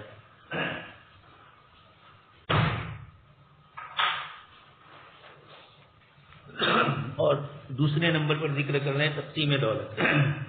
इस उन्वान के तहत इस बात पर बहस होती है कि हासिल शुदा पैदावार को इसके मुस्तहिकीन के दरमियान किस तरीके कार के तहत तकसीम किया जाए। हुकूमत कितना रुपया मुलाजिमीन के लिए रखेगी, कितना रुपया काश्त के लिए, वही बजट पास होता है तो उसमें ये सारी चीज़ें होती है। तो पैदाइश उसके ज़राए बढ़ाए जाएंगे और तकसीम दौलत उसके अलग अलग शोबों में जहाँ ज़रूरत होगी। एक रिफाही हुकूमत बनाना है तो उसके लिए ज़रूरी है कि जहाँ कमी हुई आइंदा बजट के अंदर उस कमी की तलाफी की जाए, या नए नए शोबे निकले हैं उनके अंदर रुपये खर्च किए जाएँ जो मुल्क को फ़ायदा देने वाले हों। ये दो तो है ही। उसके बाद दूसरे दो जिक्र किए मुबादले दौलत। जो लोग एक चीज़ के बदले दूसरी चीज़ हासिल करने के लिए इख्तियार करते हैं उसको मुबादले दौलत कहा जाता है। एक्सचेंज। जैसे आप देख रहे हैं एक आदमी के पास मकान है, वो उसको बेच रहा है, दूसरा खरीद रहा है। एक आदमी के पास मशीनरी है, वो दूसरे को बेच रहा है, दूसरा उसको खरीद रहा है। ये इस रकम से फिर ये क्या करता है, ये दौलत का मुबादला, आपस में जो तबादला होता है किन किन तरीकों से होता है। रुपया है, चीज़ें हैं, मशीनरियाँ हैं, इस तरीके की रात दिन देख रहे हैं कारोबारी दुनिया में मुबादले दौलत, ये सारे बाजार लगे हुए हैं वो इसी के हैं। हुकूमतों को भी मुबादले दौलत की ज़रूरत पड़ती है, अफराद को भी ज़रूरत पड़ती है। सर्फ़ दौलत। जब मुबादले दौलत आया तो यकीनी बात है कि आपने एक चीज़ बेची और 1 लाख रुपया आपने कमाया, चीज़ बेची और 1 लाख रुपया आपको मिला। यकीनी बात है कि आप जो बेच रहे हैं तो कहीं ना कहीं 1 लाख रुपये को सर्फ करना है, ज़रूरत होगी वहीं के, तो उसको सर्फ दौलत कहा जाएगा। कभी अचानक कोई ज़रूरी चीज़ पेश आई, हॉस्पिटल वगैरह या और कोई परेशानी आ गई इसकी बुनियाद पर, और कभी ये होता है कि आपको नफ़ा मिल रहा है तो आप चीज़ बेच रहे हैं और आप दूसरी जगह पर अपना सरमाया लगा रहे हैं, इन्वेस्ट कर रहे हैं, इसलिए कि वहाँ आपको ज़्यादा नफ़ा मिल रहा है। तो सर्फ दौलत मुख्तलिफ तरीके होते हैं। अब मौलाना ये गुफ्तगू करते हैं कि मुबादले दौलत और सर्फ दौलत, इन दोनों को फ़िलहाल इस उन्वान को नज़रअंदाज करते हैं और इनसे मुतालिक बाद मसाइल अगली मुबाहिस के ज़िम्मे में आएंगे। इंपोर्ट एक्सपोर्ट वगैरह के भी मसाइल आएंगे, बैंकिंग के आएंगे, एलसी खाता खुलवाना, ये इस तरह की जब बहस आती है तो वहाँ ये भी जिक्र करेंगे। सरेदस इस वक्त मौलाना 2 बातों को जिक्र करते हैं, पैदाइश दौलत और तक़सीम दौलत। इनके मुतालिक इश्तिराकियत, सरमायादारी और इस्लाम के तकाबुली मुताले के लिए ज़रूरी है कुछ चीज़ें, तो उनको हज़रत मौलाना जिक्र फरमा रहे हैं। ये भी बहुत ज़रूरी है। आपको दुनियावी किसी सरमायादाराना निज़ाम में ये चीज़ें नहीं मिलेगी कि तीनों का तकाबुल करवाया हो। सरमायादाराना निज़ाम वाले अपनी ही बात की पस बतलाएंगे, ज़्यादा से ज़्यादा इश्तिराकियत की नफ़ी करेंगे, या इश्तिराकी ममालिक वाले सरमायादाराना निज़ाम में जो गड़बड़े हैं उनको जिक्र करेंगे। लेकिन मजमूई तौर पर इस्लाम ने जो निज़ाम पेश किया है वो वहाँ दूर दूर तक नहीं आता है, और यही हमारे मुस्लिम स्टूडेंट के लिए भी और खुद गैर मुस्लिम। खैर तो मौलाना जो मैंने आपको किस्सा नकल किया कि इतने बड़े प्रोफेसर, लेकिन बेचारे की ज़िंदगी में यही बातें आई जो स्कूल और कॉलेज के निसाब और वहाँ के टेक्स्ट बुक के अंदर आता है, इसलिए कभी इनकी तवज्जो इस तरफ नहीं गई कि इस्लाम ने भी कोई निज़ाम पेश किया है, किसी आलिम से पूछूं। ये तो इत्तेफाक की बात थी कि वो आए थे दूसरे मसले के लिए, निसाब तालीम के लिए, और उसके ज़िम्मे के अंदर इनकी तरफ से ये बात आई। हज़रत मौलाना ने जब उनको कुतुब खाने में ले जाकर 2-4 किताबें बतलाई कि ये देखिए इक्तिसादियात की उर्दू में किताबें हैं और अरबी में तो किताब सुन्नत के ज़ख़ीरे बड़े बड़े हैं, तो उनको बड़ा ताज्जुब हुआ। ये इसीलिए हुआ, इसलिए इस किस्म की किताबें हमारे तलबा तक पहुँचाई जाए, स्टूडेंट तक। जो अर्थतंत्र पढ़ने वाले हैं गुजराती में हमने उसको लिखाई है, इस्लामी मुदीर वकार, और उसके अंदर ये इस तरह की कुछ चीज़ें दूसरी लेकिन वहाँ पेश की है हमने, क्योंकि ये चीज़ें स्कूल के निज़ाम में आती है। और फ़र्क इतना है कि इस्लाम का क्या फ़र्क है, ये सब चीज़ें हम भी नकल करें, ये तो मौलाना हमको समझाने के लिए कह रहे हैं। स्कूल के निज़ाम में तो ये सब चीज़ें उनके लिए आती ही है, इसलिए इनको स्कूल में ये सिखलाने की ज़रूरत नहीं। जो नहीं आ रही है किताब व सुन्नत की, वही उनको समझानी है, ताकि कम वक्त में ज़्यादा से ज़्यादा। अलबत्ता कभी इनके सामने ये सारी वजाहत करते हैं तो इनको एहसास होता है कि ये सिर्फ किताब व सुन्नत ही को नहीं जिक्र कर रहे हैं, असर हाजिर के फ़लसफ़े को, फ़लसफ़े तिजारत को भी ये जानते हैं, इनकी ये तकसीमात को जानते हैं, और इस बुनियाद के ऊपर अब ये कह रहे हैं तो इनको असर हाजिर का भी पता है, तो आपकी बात थोड़ी तवज्जो से वो सुनते हैं। پیدائش اور تقسیم کا سرمایہ دارانہ نظریہ. پہلے سرمایہ دارانہ نظام میں ان چیزوں کو کس طرح کیا جاتا ہے مولانا اس کو ذکر فرماتے ہیں. سرمایہ دارانہ نظام میں یہ بات ایک مسلمہ کے طور پر طے شدہ ہے کہ کسی بھی چیز کی پیداوار میں 4 عوامل کار فرما ہوتے ہیں. یہ ان کے یہاں مشہور ہی ہے. وہ 4 عوامل اس سے پہلے بھی آ چکے ہیں یہاں، پھر اس کو مولانا ذکر کرتے ہیں. ان کو عوامل پیداوار اور فیکٹر آف پروڈکشن کہا جاتا ہے. سب سے پہلے زمین. اب یہ جو اصطلاحات اور یہ جو مولانا تعریف کر رہے ہیں یہ اسلامی نقطۂ نظر سے نہیں ہے، یہ انہی لوگوں نے اپنی کتابوں میں جو لکھا اس کے حساب سے، اگرچہ وہ اسلام اور ان کے یہاں دونوں کے یہاں مشترک ہے لیکن کچھ چیزوں میں فرق ہوتا ہے، اس لیے یہ تعریف ان لوگوں کے حساب سے مولانا کر رہے ہیں. مثلا زمین کہی، سب سے پہلے لینڈ، اس سے مراد قدرتی عامل پیدائش. اکیلے زمین ہی نہیں بلکہ اللہ پاک کی تخلیق سے جو چیزیں ہیں، کسی انسان کے عمل کے دخل کے بعد کوئی چیز ہو اس کو زمین نہیں کہیں گے. آگے آ رہی محنت. تجارت کے اندر انسانی عمل دخل جو ہوتا ہے اس کو زمین نہیں، اس کو لینڈ نہیں کہیں گے یہ لوگ اصطلاح میں، اور ہمارے یہاں بھی نہیں کہی جاتی. قدرتی عامل پیداوار جو چیزیں اللہ پاک نے رکھی ہے، زمین ہے، معدنیات وغیرہ ہے، ان چیزوں کو جو براہ راست دن سے انسانی عمل کا دخل نہیں، اگرچہ کچھ چیزوں میں انسانی عمل کا دخل بھی ہے، زمین سے معدنیات نکالنے کے لیے مشینریاں اور دوسری چیزیں لگانی پڑتی ہیں، اس لیے پھر اس میں محنت بھی آئے گی اور اس کے ساتھ ساتھ زمین بھی آئے گی. دونوں کا مشترکہ وہ عمل ہے محنت، لیبر. اس سے مراد وہ انسانی عمل ہے جس کے ذریعے کوئی نئی پیداوار وجود میں آتی ہے. رات دن دیکھ رہے ہیں مزدور کام کرتے ہیں، شام تک میں مکان تعمیر ہوتا ہے، کام کرتے ہیں شام تک میں کوئی چیز بنتی ہے، مال پروڈکٹ ہوتا ہے، تیار ہوتا ہے مشینریوں میں، فیکٹریوں میں. تو یہ چیزیں وہ ہے، اس کو محنت کہی جاتی ہے. سڑکیں بن رہی ہے، ہاسپٹلیں بن رہی ہے، یہ محنت کرتے ہیں اور پھر اس کے نتیجے میں یہ چیز آتی ہے. رات دن کمانے والے صبح سے لے کر شام تک محنت کرتے ہیں اور شام تک میں کچھ روپیہ ان کو مل جاتا ہے. تو ایک تو ہوئی زمین کے جس میں انسانی عمل کا کوئی دخل نہیں. اب یہ ہر ایک اس کا مالک نہیں ہوتا ہے. کاشتکار کا بیٹا ہے اور والد نے کھیتی چھوڑی ہے تو وہ کھیتی کا وہ مالک ہوا. تیسرے نمبر پر سرمایہ، کیپیٹل، روپیہ، کیش. سرمایہ پیدا کردہ عامل پیدائش، پروڈکٹ، فیکٹر آف پروڈکشن. اس کی تعریف کو ذرا وضاحت کے ساتھ حضرت مولانا یوں سمجھا رہے ہیں کہ سرمایہ وہ عامل پیداوار ہے جو قدرتی نہ ہو، زمین اس سے نکل گئی، بلکہ کسی عمل پیدائش کے نتیجے میں ہو اور اس کے بعد اگلے عمل پیدائش میں استعمال ہو رہا ہو. محنت تو یہ ہے کہ عمل انسانی ہے، قدرتی نہیں ہے، لیکن اس کے بعد کسی اگلے عمل پیدائش میں استعمال ہونا یہ چیزوں میں نہیں ہوگا. چیز خود مثلا پانی کی فیکٹری ہے، میٹھا پانی تیار کرنے کی، تو پانی تیار ہوگا، پھر اس کو بیچیں گے اور بیچ کر دوسرے آدمی اس کو استعمال کریں گے، پھر ان کا وجود نہیں ہوگا، اپنی ضروریات میں استعمال کریں گے. سرمایہ اس کا نام نہیں ہے. سرمایہ یہ ہے کہ وہ اس کے بعد اگلے کسی عمل پیدائش میں استعمال ہو رہا ہے. آپ نے ایک چیز بیچی، پیسہ آیا، تو اب یہ پیسہ کیا کرے گا؟ اس سے دوسری کوئی چیز خریدی جائے گی، دوسری کوئی پیدائش کے عمل کے اندر وہ کام لگے گا. تو کیپیٹل اور سرمایہ اس کو کہتے ہیں جو مستقبل میں آگے بھی کام ہے. یہ چیزیں وہ ہوگی محنت کے نتیجے میں کہ وہ چیز ہو گئی اور آپ کو اس سے روپیہ مل گیا، آگے وہ روپیہ نہیں آپ کی محنت نہیں جا رہی، اس لیے اس کو سرمایہ نہیں کہیں گے. چوتھے نمبر پر ہے انٹرپرینر. تو انٹرپرینئر میں کیا ہوتا ہے؟ اس سے مراد وہ شخص یا وہ ادارہ ہے جو کسی عمل پیدائش کا محرک ہوتا ہے. اب مثلا سمجھ لیجئے ایک آدمی کوئی کمپنی لگا رہا ہے تو کمپنی تیار کر رہا ہے، لمبا چوڑا روپیہ ہوگا تبھی تو وہ کمپنی کھڑی کر رہا ہوگا یا حکومت سے لون لیتا ہوگا، اس کو کہا جائے گا آجر. اور مذکورہ 12 تینوں عوامل پیداوار کو جمع کر کے انہیں پیدائش کے عمل میں استعمال کرتا ہے. اب ایک شخص ہے، کبھی تینوں چیزیں اس میں جمع ہو جاتی ہے. جیسے مثال میں نے آپ کو 2-3 دن پہلے دی کہ زمین کا بھی مالک ہے اور ایسی جگہ پر زمین ہے اس کی کہ جہاں فیکٹری وغیرہ قائم کر سکتا ہے. تو زمین اپنی ہی پیسے خرچ کرنے کی ضرورت نہیں ہوئی، زمین کے لیے کرائے پر لینے کی ضرورت نہیں پیش آئی، اپنی خود کی زمین ہے. اسی طریقے سے محنت، گھر میں ہی 8-10 افراد ہے اور چھوٹی یونٹ یا فیکٹری قائم کیے ہوئے ہیں تو باہر سے کسی فرد کو نہیں بلا رہے ہیں، گھر کے ہی آدمی کام کر رہے ہیں، یہ محنت. لیکن چونکہ گھر کے آدمی کرنے کے باوجود آپس میں تو مسائل ہوں گے، اس لیے ان کی کچھ نہ کچھ محنت کے بعد ان کی تنخواہ تو متعین ہوگی، چاہے اسی میں سے دی جائے چاہے گھر کے کھانے پینے میں استعمال ہوتی ہے. چھوٹے بیچارے لوگ ہوتے ہیں چھوٹی موٹی کاروبار کرنے والے، تو تاجر آدمی ہے، چھوٹی دکان کھول کر بیٹھا ہے، چھوٹی کوئی چیز لے کر بیٹھا ہے، تو وہ یہی کرتا ہے. دوسرے اس کی بیوی بچے بھی کام میں آتے ہیں اور شام تک میں کچھ کما لیتا ہے تو سب کو کھانا پینا اس میں سے ملتا ہے. تو تو ایک تو یہ شکل ہے، اور ایک محنت یہ ہے کہ سب کو دیکھیے فیکٹریاں وغیرہ میں ہوتا ہے، گھر کے افراد بھی کام کرتے ہیں انگلینڈ میں چھوٹی چھوٹی یونٹ قائم کر کے، لیکن ہر ایک کی تنخواہ متعین ہوتی ہے، وہ تنخواہ اس کو ملتی ہے.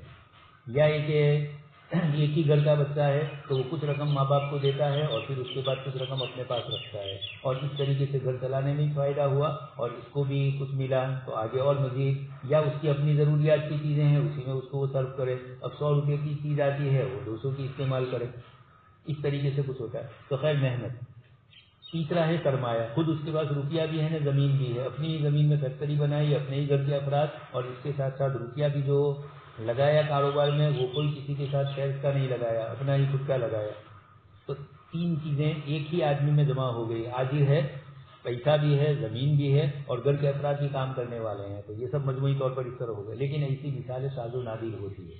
عام متن وہ ایک ہوتا ہے، زمین وہ کبھی کرائے پر لیتا ہے اور کبھی زیادہ پیسہ ہو تو خرید لیتے ہیں، موقع کی ہوتی ہے تو خرید لیتے ہیں. اسی طریقے سے محنت مزدوری دوسرے آدمی لائیں گے، سرمایہ ان کا خود کا اپنا روپیہ ہے. آجر سے وہ مراد ہے. اچھا آگے کہا گیا سرمایہ دارانہ نظریہ یہ ہے کہ موجودہ دور میں پیدائش کا عمل ان 4 عوامل کی مشترک کارروائی کا نتیجہ ہے. یعنی زمین آپ کی خود کی تھی تو زمین کی قیمت کرائے یا مالکانہ حق وصول کرنے کے لیے آپ کو نہیں دینی پڑی، تو زمین نے اس میں کام کیا. گھر کے افراد نے محنت کی یا اور دوسرے مزدور لائے انہوں نے محنت کی اور کام چیز تیار کی. سرمایہ آپ کے پاس خود ہے یا خود نہیں ہے تو بینکوں سے لون لیں گے یا شیئرز کا نظام قائم کریں گے اور چند آدمیوں کو شریک کریں گے یا کمپنی بڑی ہو بنا کر شیئر، اور آجر تو آپ خود ہی ہے. تو تین چیزیں کبھی الگ الگ ہوتی ہے، کبھی زمین خریدنی پڑتی ہے. تو اب یہ کہنا چاہتے ہیں کہ سرمایہ دارانہ نظام یہ کہتا ہے کہ یہ 4 عوامل انتاج ہے، یہ 4 کے ذریعے پیداوار کے عامل اور دائی ہے، اس لیے زمین کو اس کا حصہ ملنا چاہیے. کرائے کے لیے ہے تو اس کا سامنے والے کو کرایہ دینا ہے. محنت مزدور جو آپ کے آدمی ہیں یا دوسرے ہیں ان کو اپنا محنت ملے گی، اجرت ملے گی. سرمایہ اور آجر، اب یہ مسئلہ گڑبڑ آ گیا. ان کے یہاں یہ ہے کہ سرمایہ کو بھی رقم دی جائے اور آجر کو جو نفع کما رہا ہے پورا کاروبار کر رہا ہے، کاروبار کرنے والا اس کو بھی ملے گا. ہم یہ کہہ رہے ہیں کہ سرمایہ کو الگ سے نہیں ملتا، سرمایہ اسی سرمایہ دار نے لگایا ہے، آجر نے خود، تو اس کا نفع اس کی طرف لوٹے گا. اور اگر اس نے نہیں لگایا اور دوسرے لوگوں نے لگایا تو یہ اس کے پارٹنر ہوئے، مشارکت کا عمل ہوا، تو پھر ان مشارکین کو ملے گا. شیئر کمپنی میں بھی آپ یہی کرتے ہیں، لیکن مشارکت اور شیئر میں تھوڑا فرق ہے، وہ آگے آئے گا. اسی طرح مضاربت ہے، سرمایہ کسی اور نے لگایا اور آپ نے کام کیا. تو یہ زمین، محنت اور آجر یہ 3 تو سمجھ میں آتے ہیں، لیکن سرمایہ کو مستقل ملے یہ اسلام میں نہیں ہے. یہ یورپی نظام اور تہذیب نے جو سود کا جواز نکالا تو اس میں انہوں نے یہ ایک شکل یہ نکالی. اگرچہ بعض اوقات یہ عوامل ایک ہی شخص کی ذات میں جمع ہوتے ہیں جسے میں نے ابھی مثال دی، لیکن ایسا شاذ و نادر ہوتا ہے. تو اب کیا ہے، چنانچہ تقسیم دولت کا سرمایہ دارانہ نظریہ یہ ہے کہ زمین کو لگان یا کرایہ ملنا چاہیے. رینٹ، زمین کرائے پر لی ہے تو اس کو ملے گا ہی، جس کی زمین ہوگی آپ نے جس سے کرائے پر لیا ہوگا مہینے کا سال کا کرایہ جو متعین ہوگا وہ آپ کو ادا کرنا ہی ہے. محنت کو اجرت بیسس ملے گا، جو لوگ اس میں کام کرتے ہوں گے مزدور وغیرہ، جس قسم کے بھی مزدور ہو، انجینئر ہے اور دوسرے کام کرنے والے ہیں، آرکیٹیکٹ ہے، اور اسی طریقے سے ہر کام کے اندر ایسا ہوتا ہے کام کرنے والا اس کا مینیجر، لوگوں کو کپڑے تیار کر رہے ہیں تو اس کی ڈیزائنر، اس کا کٹنگ کرنے والا، اس طریقے سے ہر چیز کے اندر یہ ہے. تو ہر ایک کو اجرت اپنے اپنے اعتبار سے ملے گی. سرمایہ کو انٹرسٹ ملے گا، یہ اسلام میں نہیں ہے، اس کو سود ملے گا، اور آجر کو پروفٹ نفع ملے گا. ہم کہیں گے کہ سرمایہ مستقل وجودی حیثیت نہیں رکھتا ہے، ذاتی طور پر رینٹ اور محنت تو سمجھ میں آتی ہے، لیکن سرمایہ جس نے لگایا یا تو وہ مشارک ہوگا اس کے ساتھ شریک ہوگا، یا اس کو قرض کے طور پر سرمایہ دینے والا ہوگا. ایک آدمی قرض دیتا ہے کسی کو کہ کاروبار کرو میری طرف سے، کوئی تمہارے پاس سے نہیں لیا جائے گا. اور کبھی ایک آدمی چاہتا ہے کہ نہیں روپیہ تو دیا لیکن مجھے بھی نفع ملے، تو مضاربت پر دیتے ہیں. تو یہ مضاربت مشارکت کے اعمال چلتے ہیں، لیکن سرمایہ کو مستقل سے روپیہ دینا یہ اسلامی تصور میں نہیں ہے. ان کے یہاں ہے، چونکہ سرمایہ کبھی وہ یہ کہتے ہیں کہ سرمایہ کبھی اس کا ذاتی ہو تب تو سمجھ میں آیا، لیکن دوسروں کا ہے تو ہم کہتے ہیں کہ اس موقع کے اوپر اس کو آجر نہیں کہیں گے، اس کو مشارک کہیں گے.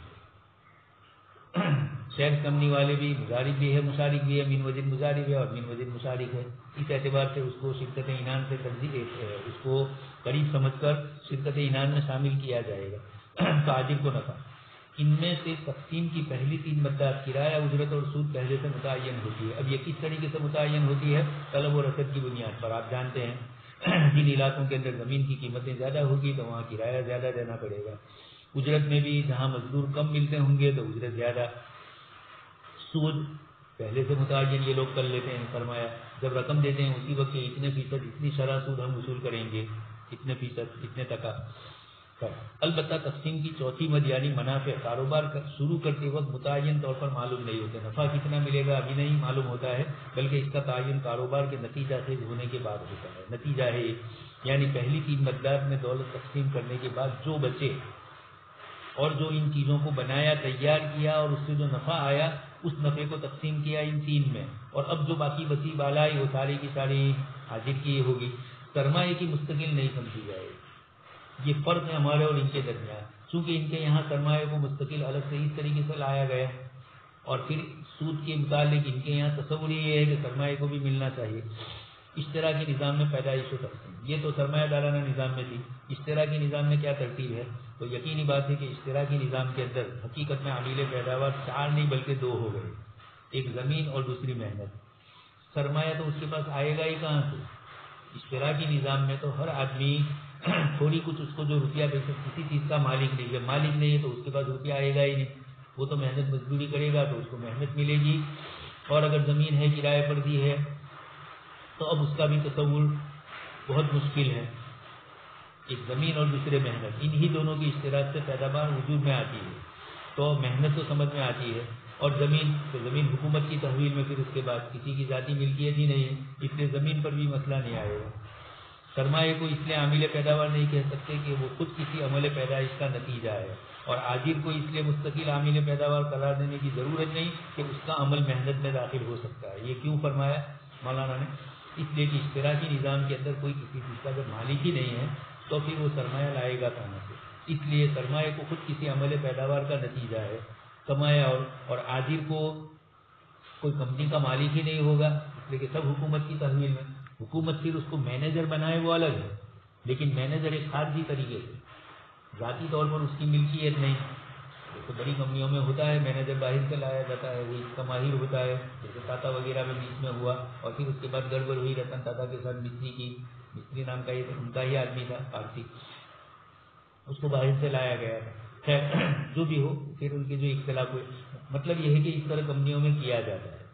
تو عاجر خطرہ مول لینے کی صفت کسی پرائیویٹ شخص یا ادارے میں تسلیم کرنے کی ضرورت نہیں کہ یہ کام اشتراکی نظام میں حکومت کرتی ہے. اس لیے اب 2 ہی چیزیں رہی، بلکہ 2 چیزوں میں بھی میں نے آپ کو کہا کہ زمین میں بھی پھر آگے مسئلہ آ رہا ہے. زمین بھی بیچاری کی اپنی نہیں، حکومت کی تحویل میں، تو اس کی تو صرف محنت ہے. صبح میں گیا محنت نظر نہیں آ رہی ہے، اس کے عمل کے نتیجے میں ظاہر ہوگی اور شام تک میں جو دیا اس کا روپیہ اس کو ملے گا، روزانہ ملے، ہفتے ملے یا مہینے میں تنخواہ ملے. چونکہ اشتراکی نظام میں حقیقی عامل پیداوار صرف زمین اور محنت ہے، زمین کسی کی شخصی ملکیت نہیں، اس لیے اس کو الگ سے معاوضہ دینے کی ضرورت نہیں. حکومت خود ہی قبضہ کر چکی ہے زمینوں پر. لہٰذا اب ایک ہی چیز رہی، تقسیم دولت کی صرف ایک مد رہ جاتی ہے، وہ ہے اجرت. اس لیے اب سارے ملک میں جن کو بھی ملے گا، وزیر اعظم ہوگا وہ بھی اجرت. کارل مارکس کا نظریہ پیش کیا جاتا ہے، بڑا پکا کمیونسٹ تھا. کسی چیز کی قدر میں اضافہ صرف محنت سے ہوتا ہے اور اس لیے اجرت کا استفسار محنت سے ہے. یہ شروع میں آواز لگائی تھی انہوں نے بدماشی کرنے کے لیے، مزدور کو ان کا حق دو اور مزدوروں کو یہ کہا کہ حملہ کرو اور جو بھی بڑی بڑی فیکٹریوں کے مالک ہیں ان کی چیزوں پر قبضہ کر لو اور پھر یہ حکومت کی تحویل میں لے لو. خود تو نہیں لیا، ابھی بعد میں لیا بھی، لیکن شروع میں یہ اس طرح کی چیزیں کی انہوں نے. تو سرمایہ کا سود، زمین کا لگان اور عاجر کا نفع ایک فالتو چیز ہے کمیونسٹ ملکوں کے اندر. سرمایہ دارانہ ملک میں ان تینوں چیزیں ہیں، لیکن آپ دیکھیں گے سرمایہ دارانہ ملکوں میں بڑے بڑے جو مالدار ہوں گے زمینیں ان کی ہوگی، فیکٹریوں کے مالک بھی وہی ہوں گے. بیچارے کام والوں کو مزدوری ہے، لیکن پھر بھی اشتراکی نظام کے مقابلے میں سرمایہ دارانہ نظام کے اندر تھوڑی تنخواہوں میں اضافہ ہوتا ہے، اس لیے کہ وہ جانتے ہیں کہ نفع تب مل رہا ہے جبکہ یہ لوگ کام کر رہے ہیں اور ان کام کرنے والوں کو مزدور خوش دل کنت کار بیش شیخ سعدی رحمۃ اللہ علیہ نے فرمایا ہے کہ جو آپ کا مظلوم خوش دل ہوگا وہ اچھا کام کرے گا، وہ پھر اس کو نوکری نہیں سمجھے گا، وہ اس کو زندگی کا ایک روٹین عمل سمجھ کر اس کے ساتھ وابستہ ہوگا۔ یہ اشتراکی نظام اور سرمایہ دارانہ نظام میں جو پیدائش دولت اور تقسیم دولت پر گفتگو کی، ابھی آگے اسلام کے سلسلے میں گفتگو ہو رہی ہے۔ سبحان اللہ و بحمدہ، سبحانک اللہم و بحمدک، نشہد ان لا الہ الا انت، نستغفرک و نتوب الیک۔